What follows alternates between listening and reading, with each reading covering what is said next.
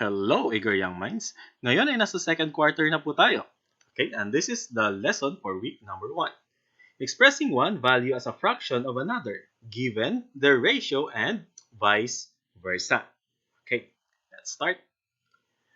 Okay, first, ratio is a way of comparing two or more quantities having the same units or the same classification. So, ang ratio ay pagkukumpara lang ng dalawang bilang or dalawang quantity na merong magkaparehas ng unit or magkaparehas ng classification. Let us take an example. You can write the ratio of A and B in 3 different ways. Una, pwede mong isulat ang ratio in word form, kung saan the ratio of, if you are going to compare A and B, pwede mo siyang isulat as A is to B. Okay? The second way of writing the ratio is colon form naman. First is word form, pangalawa ay colon form, kung saan pwede mo siyang isulat as A, and then the symbol for colon, and then B. Ang pagbabasa din yan is just A is to B. Okay. And the third way of writing ratio is fraction form, kung saan pwede mo siyang isulat naman into fraction form, that is A is to B. Pag binasa mo yan, A is to B pa rin yan. Okay. Important. Always write the ratio in its lowest term. So, sabi, kailangan daw ang ratio ay laging naka-lowest terms. So, isi-simplify lagi ang ratio. Okay. Example number 1. This is from your module. Compare the number of circles to triangles and vice versa. Kukumpara natin ngayon ang bilang ng circles at ang bilang ng triangles. Okay, first, let us compare the number of circles to triangles. Remember, it is very important that the order of ratio is correct. Kung anong unang hinahanap, yun ang unang isusulat. Okay, in word form, okay, pwede nating isulat yan kasi ang hinahanap na ratio ay ang ratio of circles to triangles. Unang isusulat natin ay ang number of circles, that is 12. And then, the number of triangles, that is 6. Kaya in word form, that is just 12 is to 6. In colon form naman, ganun pa rin. Unang isulat ang circles and then the triangles. And syempre, with the symbol for colon. Pero pag binasa mo yan, that is also 12 is to 6. And of course, in fraction form, syempre, ang numerator natin ay yung unang hinahanap, which is the number of circles, that is 12. And then, ang denominator natin ay ang pangalawang bilang kung saan the number of triangles, that is 6 naman. Okay? So, we have written already the ratio of circles to triangles in 3 ways. Word form, colon form, and then fraction form. How about the ratio of triangles to circles? Again, it is very important that the order of ratio is correct. Kailangan kung anong unang hinahanap, yun ang unang sinusulat. Kaya naman, in word form, the ratio of triangles to circles is just 6 is to 12. Unang sinulat ang bilang ng triangles, 6. Ang pangalawang isulat ang bilang naman ng circles, that is 12. And in colon form, of course, that is just 6, and then the symbol for colon, and then 12. Pero pag binasa mo, that is also 12 is to, or 6 is to 12 din lang yan. And of course, in fraction form, that is also can be written as 6 is to 12 lang yan. Okay, important, make sure that the order of ratio is correct. Dapat laging tama. At syempre, sabi dun kanina natin na kailangan ang ating ratio should always be written in its lowest term. Kung kaya naman, kuhanin natin ang greatest common factor ng numerator at denominator, okay, ng ating dalawang quantity para makuha natin ang kanyang lowest term. Kung saan, the GCF of 12 and 6 is just 6. 12 is divisible by 6 and then 6 is divisible by 6. Kaya 12 divided by 6 is 2 and then 6 divided by 6 is 1. Okay. Okay, dito naman sa ating ratio of triangles to circles, ganun pa rin. Get the greatest common factor is that is 6. Ang 6 pwedeng i-divide sa 6 and then 12 is pwedeng i-divide sa 6 din. 6 divided by 12 is 1 and then 12 divided by 6 is just 2. That is why in lowest term, the ratio of circles to triangles is 2 is to 1. And in lowest term, the ratio of triangles to circles is just 1 is to 2. Okay? Now, learning task 1.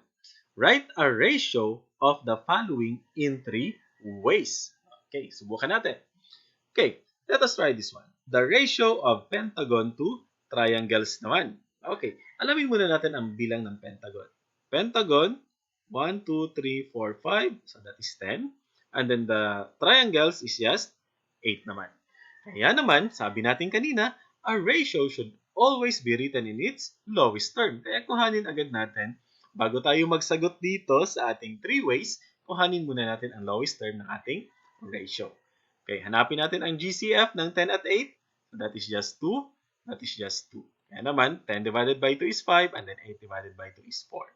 So in fraction form pala, the ratio of pentagon to triangles is just 5 is to 4. Okay, and in column form, that is also 5 is to 4 with the symbol of colon, of course. And then in word form, that is just 5 is to 4 also na merong word na is to. Okay, so yan lang. Next. Okay, ngayon pag-usapan natin ang rate. Okay, rate is a special ratio that is the comparison naman of two quantities but may have different units of measure or classification. Tandaan, ang rate ay merong magkaibang units of measure at magkaiba ng classification. And sa pagsusulat ng kanyang ratio, the ratio has a unit of measure. Okay. Sample. 36 apples to 18 children. Okay. Itong ratio na to ay isang rate dahil ang pinagkukumpara ay apples at saka children. Magkaiba ng classification. That is why this kind of special ratio is called rate. Yan. Another example. 350 kilometers compared to 6 hours. Kung makikita ninyo, magkaiba ng unit yan. Kilometers, unit of distance, and then hours, unit of time. Kung kaya naman, itong special ratio na to, ang tawag natin dyan ay rate. Okay? Example. Sample number 5. This is from your module. Rome scored 180 points in 5 basketball games. Find the average rate per game. So, hinahanap natin ang rate. Rate ang hinahanap niya. Bakit? Kasi naman, kung makikita ninyo, ang ipagkukumpara natin, 180 points and then 5 basketball games. Puntos at saka number ng laro. Magkaiba ng classification. Okay. So, the rate is 180 points is to 5 games. Sabi natin kanina, the rate or ratio should always be written in its lowest term. Kaya hanapin agad natin yung greatest common factor ng 180 at 5. So, anong number ang pwedeng i-divide sa 180 na pwede rin i-divide sa 5? Yung pinakamalaking numero. So, that is 5. Okay, and this is 5 also. So, 180 divided by 5, okay, that is 36, and then 5 divided by 5, that is 1. Kung kaya naman, the lowest term of our rate, 180 points is to 5 games, is just 36 points is to 1 game. Or, rate can also be written like this, 36 points per game. Okay, so ganun. Okay, another one. Learning task 2. Write a ratio of the following in 3 ways pa rin. Okay, tingnan natin. I have here 6 weeks to 12 days. So, itong kukuhanin natin. The ratio in 3 ways of 6 weeks to 12 days. But remember, if possible, change the quantities into the same unit. Kung pwedeng i-convert yung isang quantity para sila ay magkaroon ng katulad na unit, gagawin natin yan. So, kung makikita natin, 6 weeks or the weeks ay pwede mong gawing days yan. Okay? So, i-convert mo siya. So, ilang days ang 6 weeks? So, i-multiply mo lang yan sa 7. So, that is now 42 days is to 12 days. Para sa sila ng unit. 42 days na to. Okay? Okay? And then, ito naman, 12. This is days pa rin. Okay. So, yon. Ngayong magkaparehas na sila ng unit, pwede mo na ngayong i-lowest term yan. So, kuhanin natin yung greatest common factor ng dalawa, 42 is to 12. Kaya naman, the ratio now in lowest term is just 7 is to 2. Paano na ginuha? Dinivide natin yung dalawa sa kanilang greatest common factor na 6. 42 divided by 6 is 7, and then 12 divided by 6 is 2. So, in fraction form, that is 7 is to 2. Okay? In a column form, that is 7 is to 2. And of course, in word form, that is also 7 is to 2. Okay? So, ganun lang. Okay, another one. 24 girls is to 16 boys. Okay, kung makikita ninyo, ang quantity na yan, okay, ang unit nila ay hindi naman pwedeng i-convert na. Hindi mo pwedeng baguhin na para magkapareha sila ng units. Kaya naman, isusulat na natin directly ang ating ratio, that is 24 is to 16, and isi-simplify natin, or the lowest term natin, kaya siya magiging 3 is to 2. Paano nangyari? Kuhanin yung greatest common factor ng 24 at 16, that is just 8. Okay, 24 is divisible by 8, 16 is divisible by 8, 24 divided by 8 is 3, and then 16 divided by 8 is 2. So in fraction form, the ratio of 24 girls is to 16 boys is 3 is to 2. In column form, that is 3 is to 2. And then in word form, that is also 3 is to 2. Okay. Now, let's proceed. Writing equivalent ratio to a given ratio naman. Okay. Example number 4. Express the equivalent ratio of 2/4. Okay. So meron tayo ditong ratio. 2 is to 4. Okay? 2 is to 4 ang ratio natin. Pagkuha ng equivalent ratio, pwede mo lang siyang i-multiply into numbers or quantities. Halimbawa ito. Okay. First equivalent ratio of 2 is to 4, i-multiply natin sa 2. That is 2 times 2, lahat ng quantity ha. Okay, 2 times 2 is 4. And then 2 times 4 is 8. Kaya ang first equivalent ratio ng 2 is to 4 is just 4 is to 8. Okay? Okay. Okay, pwede naman natin siya i-multiply sa 3. That is 3 times 2, that is 6. And then 3 times 4, that is also 12. Kaya the second equivalent ratio ay 6 is to 12.